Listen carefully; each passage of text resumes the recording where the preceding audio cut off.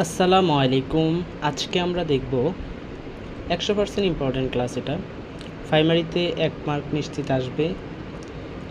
কোনো না কোনো পরীক্ষা প্রাইমারিতে যদি নাও আসে, অন্য কোনো জব ম্যাথে আসতে পারে, অন্য কোনো চাকরি পরীক্ষা আসতে পারে। চলেন আমরা শুরু করি আমাদের আজকের ক্লাসটি। এখানে বলছে নিচের কোন ভগ্নাংশটি ক্ষুদ্রতম। নিচের কোন ভগ্নাংশটি কি ক্ষুদ্রতম। আবার এখানে আমরা নিচের কোন ভগ্নাংশটি বৃহত্তম। তাকে আমরা ক্ষুদ্রতমগুলো করবো, ঠিক আছে। ক্ষুদ্রতম মানে হচ্ছে নিচের কোন ভগ্নাংশগুলো হচ্ছে ছোট।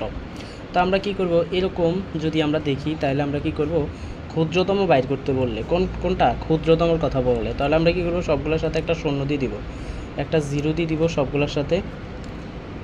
এবারকার যদি আমরা কাটি 4 পাঁচা কত 20, তাহলে পাইছি কত 4। তারপরে হচ্ছে 9 দিয়ে যদি কাটি, এটা 9 3 4 নং 5 নং 45, 5 নং 45 চলে যায়, তার মানে 4 নং 34 না। তাহলে 4-এর কাছাকাছি একটা মান আর কি আসবে এখানে।